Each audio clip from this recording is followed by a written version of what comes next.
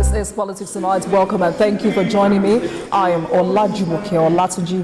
For generations, northern Nigeria has been regarded as the backbone of Nigeria's agricultural economy, a region blessed with vast arable land, abundant solid minerals, and enormous renewable energy potential.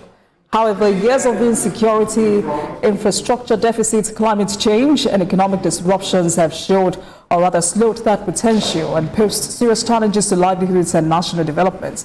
The Tinubu administration says its response is a three-pronged strategy focused on energy, food, and defense, arguing that no region can achieve sustainable prosperity without reliable power, food security, and lasting peace. The government insists that progress in one area reinforces the others, making the approach critical to both northern Nigeria's development and the country's overall stability. But how far has the administration gone in translating this vision into reality? What measurable impact are Nigerians seeing, and what should citizens expect in the years ahead? That's our focus tonight, everyone. Welcome to the program.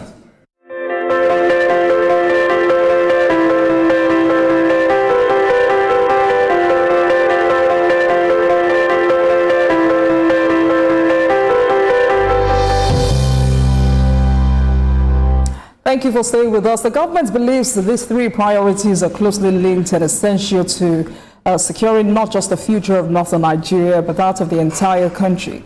But how much progress has been made? Are these policies translated into measurable results, and what more needs to be done to unlock the region's enormous potential? Joining me tonight to discuss this is Dr. Dahiru Mohammed, Chairman of BICTT and Special Advisor to Naseni. Dr. Mohammed, welcome to Politics Tonight. It's a pleasure to have you. Thank you for joining me. Thank you very much. So there's a vision. How much has been done to actualize this vision? You look at what the administration is saying, outlining what has been described as a triple agenda for northern Nigeria. The administration is looking at expanding energy access, boosting agricultural productivity, and strengthening the defense industry. Energy, agriculture, and defense appear difficult, but are they actually dependent on one another? Why are these three sectors being treated as a single agenda rather than, separate policies priority? Can you hear me? I cannot hear you. No, I cannot hear you. Can you hear me now? Am I clear enough? Dahiru, can you hear me now? Yeah, you was not clear. Can you come again? All right, let me take that again. I was looking at the vision of this government, and for the past 2 years, the government has outlined what has been described as a triple agenda for northern Nigeria, looking at expanding energy access, boosting agricultural productivity, and strengthening the defense industry. You look at energy, agriculture, and defense, these three sectors appear different, while they're actually dependent on one another. Why are these three sectors being treated as a single agenda rather than separate policy priorities? Is there a master plan that links these three sectors together? Thank you very much. Yeah, actually, there is a master plan that is linking the three together. Let me start by saying that the Asuwaju administration is fundamentally redefining what it means to build a nation that will be self-reliant, secure, and prosperous. And for us in northern Nigeria, what has been hindering our progress and development centers mostly around these three issues that you mentioned. For over a long period of time in the north, we have been suffering from decaying infrastructure in terms of energy. And also, the area where we have competitive advantage, which is agriculture, has not seen the desired investment and development that will bring us out of the woods. And then coupled with the security challenges that we are facing in northern Nigeria and now the country at large. So if you look at these three issues that have been bedeviling us, especially in northern Nigeria, you see that without addressing them, there is no way that we can find ourselves in a trajectory of development in that region. But the good thing is that the administration of Bola Ahmed Tinubu, since from inception, or let me say since from when we were conceiving the government, at the time we were drafting the Renewed Hope action plan. This has been at the heart of Mr. President. That is why he specifically asked the team that was working on the action plan to come up with a robust program and structure that will not just address the symptoms in these three areas, but build a structure of having a sustained development and growth in that area for the development of northern Nigeria specifically. If you look at the Renewed Hope Action Plan, he specifically,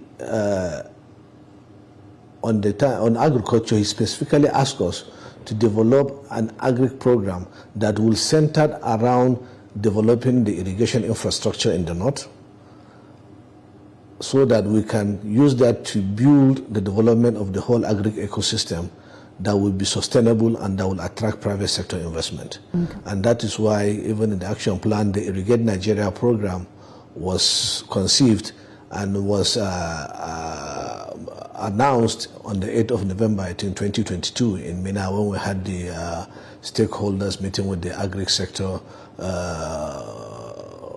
with the agri sector players in Mina, to sell them what we have in our action plan. So that Irrigate Nigeria program, when we came on board, is meant to address the structural problem of agriculture in northern Nigeria by solving the irrigation problem, by solving the agronomy problem, by solving the seedling problem, by solving mechanization, storage, logistics, and even processing. So while we are addressing the short-term problem using short-term measures, behind the scene we have been working to build a robust structure that will attract investment into the agri sphere, that within the next 2-3 years we will have mega farms that we used to have in other advanced countries around. When we talk later in the program, I will share with you some of the things we have done in that aspect. When we come to power, in the north, we have relied on power being transmitted through the transmission line from the southern part of the country to the northern part of the country, because our hydro dams are not working at optimal level, especially when the water in the dam go low. But we have the potential to generate solar electricity that can not only power the north, but the whole country. But it is highly capital intensive, and it also requires investment and technology. And that is why part of what the president also put in his action plan is to see how we can come up with a robust structure that will harness this opportunity that we have in the north in terms of solar energy, to see how we can build power plants that will serve northern Nigeria now and then the country. Dr. Ahiri, please pardon me. We'll come to electricity in a moment, but let's stay with the Irrigate Nigeria program. How central is NASENI to that vision? What has been the success rate? What kind of initiatives have been implemented so far?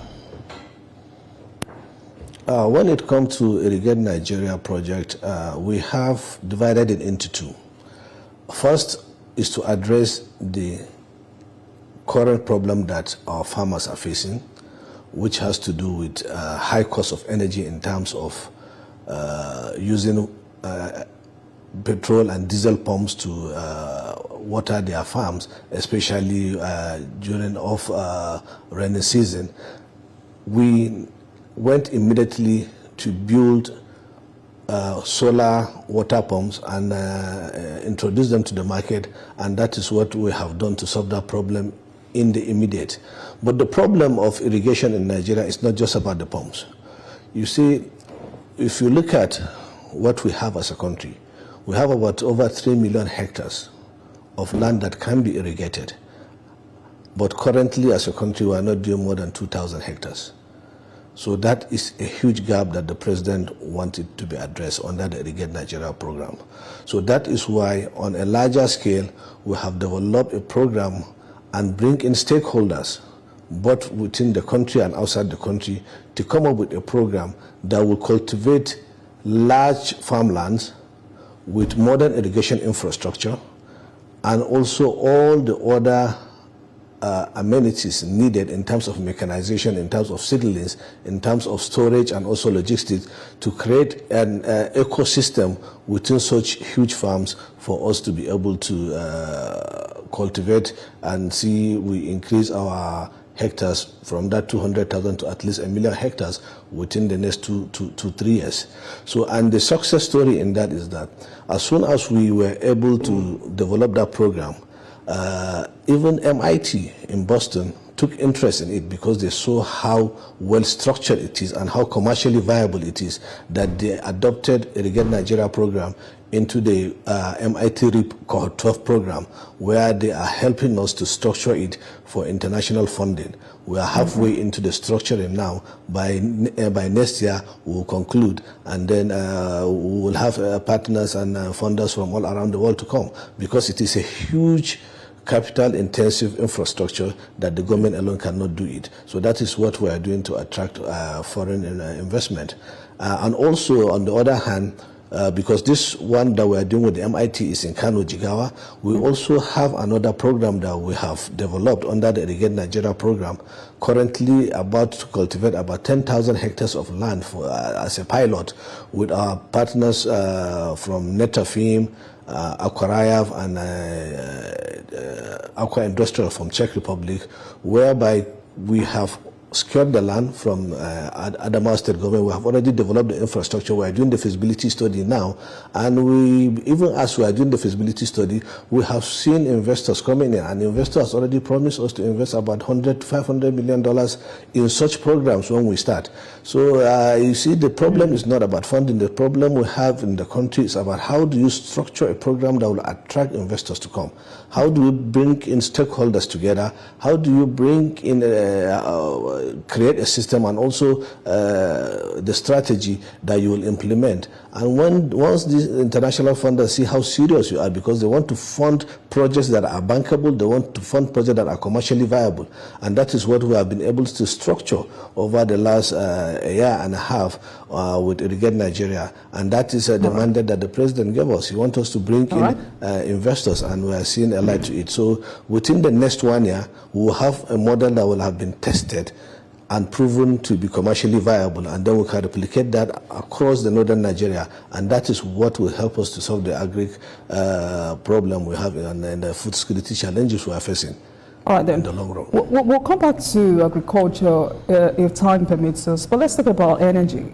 You know, I may be wrong, but I think every industrialized nation first solved its energy problem, and that's why I wanted to know why these three sectors are being treated as a single agenda rather than separate policy priorities. Northern Nigeria has abundant solar resources. I mean, we've always questioned why Nigeria has not become Africa's solar manufacturing hub. Why are we still importing most of our solar panels? Is there a plan for local manufacturing of solar components? I mean, what has changed since we had our last conversation 10 months ago? You see, the issue of manufacturing our solar panels in Nigeria is something that has been in the pipeline for a very long period of time. But one thing you have to understand is that the baseline for every manufacturing concern or any manufacturing industry that you want to develop is power. If you don't have the power to service these factories that are coming, you will not be able to attract them to even come and invest. We have a lot of people that are willing to come, but the first thing they will ask you, which one comes first? Is it the investment that comes first or the power? Is it either the chicken or the egg? So what we have done on this issue is to see how we can come up with a structure that will drive investment to build the power infrastructure. And once you have the power infrastructure built, it is easier for you to attract investors to come on board. And one thing came very clear to us when we came on board, that there's a program that was started during the last administration but was not able to be structured well for it to be implemented. And that is the Sun Africa project that the United States of America is willing to invest a huge amount of money in Nigeria and provide the backing of most of the big players in the solar industry in the US for us to build at least 5,000 megawatts of electricity. So we took on that program and see how we can now restructure it, bring it back to life, and see how we can implement it. And as God will have it, the mandate of doing that was given to me and the PICTT, and I was able to convince the 19 northern governors for the first time to agree to set up an entity that will be able to carry that project through. And the mandate that was given to me led to the creation of the new Nigerian energy company called NNEC, which has been given the mandate by the 19 northern governors to see that we implement the Sun Africa project. And once the mandate was given to me, we had a series of meetings with the investors from the US, with the US Exim Bank, with the Sun Africa, with Ministry of Finance, and we brought in a transaction advisor. As it is now, we have been able to structure the program, the project, that the United States and the partners are happy with what we are doing. We are at the last stage of taking the memo to FEC for President to approve. All right, so let's be clear, Dr. Dahiru, quickly, because we have limited time left. What exactly is the Sun Africa Power Project? Because, many Nigerians have heard the name but don't fully understand whether it's an investment, a technology partnership, or simply another memorandum of understanding. What are the specific obligations? What does Nigeria contribute, and at what stages is the agreement today? Quickly. The Sun Africa project is a project that is aimed at building 1,000 megawatts solar power grids in northern Nigeria with 500 megawatts battery energy storage system. It is financed by US Exim Bank because most of the companies that are coming are from US that are coming to do it. And it is in the borrowing plan of the government, but the way it is that for each power plant that we build in a state, the state government will have complete ownership of that power plant at the end of the repayment. Okay. And the state governors are the ones that will set up the electricity trading company that will trade the electricity that is generated in their state to service their industries and even sell to the national grid where it is in excess. So the most important thing is that with this decentralization policy of the president, we have been able to revive this program to bring in the states so that they can participate in seeing that we build these assets for them and they are being serviced by the states. So that is where we are. Is it the same thing as is it the same thing as the proposed 1 gigawatt northern electrification project? That is the one. That's the one you're talking about. It's being financed by US Exim Bank. Okay. Where we are now is we're at the last stage. All the negotiations on the structure have been completed. We're at the last stage whereby the memo to the FEC is being done by Ministry of Finance. And once the FEC memo is approved, we will sign the EPC agreement and then we will begin. And within the next 1-2 years, we will add additional 1,000 megawatts to our power sector.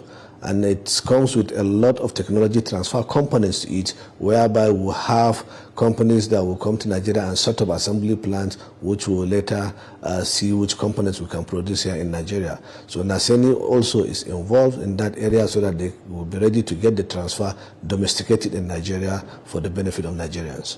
All right, quickly about agriculture before we go to defense, because farmers say insecurity remains their greatest challenge. I've been wondering, can Nigeria realistically achieve food security while vast farmlands remain inaccessible? Which comes first, Dr. Dahiru, security or agricultural expansion? How are these two policies being coordinated? You see, you cannot leave one and attend to the other. You have to simultaneously fight insecurity while also improve your yield in agriculture. Yes, we have insecurity challenges in northern Nigeria, but as I'm talking to you now, there is vast land in northern Nigeria that is not being affected by insecurity. Okay. The most important thing is that how do you create a corridor, a secure economic corridor around those portions that don't have security challenges, and put the infrastructure needed, attract the investment needed for us to start farming in those lands. Because the honest truth is that we don't have scarcity of land in the north despite the security challenges. What we have is that we don't have the required investment in agriculture to cultivate these lands. If you look at the average lending by commercial banks to agriculture, last year it was about just 5.8%, despite agriculture contributing 28% to our GDP and employing over 40% of Nigerians. So that's to tell you that there is a structural deficit there whereby people are not comfortable in investing in agriculture. So what we are doing now is to see how we can provide that comfort, that structure, that vehicle to attract investment into the field and see that we cultivate those lands that are the lands that are free and are not affected by insecurity, so that we can solve our food security challenges. It's something we have looked at. It's something that is doable. Like I told you, we have about 40,000 hectares of land in one area in Adamawa that is not facing security challenges, but that has not been cultivated. And that is where we're starting with. So we have to cultivate new lands for us to fight our new security challenges, while we allow the security agencies to also fight the security challenges in those other areas. Quickly, Dr. Dahiru, let's look at the administration's new resolve to develop our defense industry. One major shift under this government, under this administration, is the determination to build Nigeria's domestic defense industry. Why is this so important? We've listened to this administration over time. It says Nigeria can no longer depend almost entirely on foreign countries for its defense needs. What exactly is changing in Nigeria's defense industrial policy?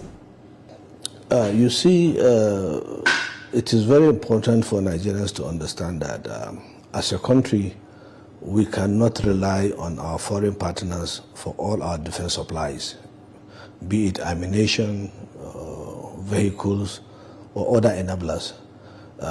Because what we have realized over the last 3, 4, 5 years is that even if they sell some of these equipments to you, they come with some conditions. Some is that you cannot use them, or some you cannot use them in such areas, or you have to take permission before you use them. And others, once you have issue of repairs, you have to get back to the original equipment manufacturers, which most times take a long period of time. And in the issue of fighting insecurity, you don't have luxury of time. So what this administration is doing is to see that how can we build our defense industry, attract the necessary investment for us to start local production. So is DICON being fundamentally restructured or just been expanded? It has been restructured. That's where I'm heading to. Okay. You know, we have a DICON Act that has been enacted. The new DICON Act has been enacted in 2023. Yes. But it has not been implemented. So the president, in his wisdom, has mandated the Minister of Defense to see that the act is fully implemented for the benefit of the defense industry in Nigeria. Just last week, or no, on Monday or on Tuesday, the committee for the implementation of the DICON Act was inaugurated by the Minister of Defense, which I happen to be part of the members of that committee. And what clearly shows is that DICON has the capacity to attract investment, and the Act has enabled it to do that. But it has not been able to take off because I think it was in 2023 an election time came and the government has not been fully in place as at the beginning of it for it to do. But for now, that act has fully been asked by the president to be implemented, and we've started implementing it. And even within the short period of time that we started implementing, we have seen investment in our defense industry pouring from these countries. Let me give you an example. Let me give you an example before you. There is a defense agreement that was signed between Nigeria and the Czech Republic, and inside that there is a technology transfer component. And with this act, Nigeria has been able to use that and set up a partnership with DICON, and we are currently building a defense manufacturing plant here in Nigeria, and which will be inaugurated before the end of the year. So before you know it, what we have seen within the last 2-3 months, the influx of investors from other defense sectors around the world coming to Nigeria trying to set off assembly plants and factory within Daikon, which is in the heart of Kaduna, is something very impressive and which will help us in the long run in terms of tackling the security challenges. Right, well done. We must go, Dr. Dahiru, but quickly, my worry is that defense industries depend on highly skilled engineers and scientists. So is Nigeria invested enough in developing these talents? Are there scholarships being created? How do we stop skilled professionals from leaving Nigeria? In 30 seconds. It may surprise you to know that we have more than enough skill in Nigeria for us to service this influx of investment and this thing. What clearly shows what we are doing with Naseni and the factory we are setting up is that it takes little or small training to Nigerians for them to be able to catch up. And we have done that, and we have seen that we are not running out of skill at all. It's just for us to develop their capacity and then put them to use. That sounds good. Thank you very much. Very impressive, and I wish you all the best. Thank you so much for speaking with me tonight. Dr. Dahiru Mohammed, Chairman PICTT, Special Advisor Naseni. Thank you so much for your time. Have a great weekend. Thank you. Thank you. Thank you so much. All right.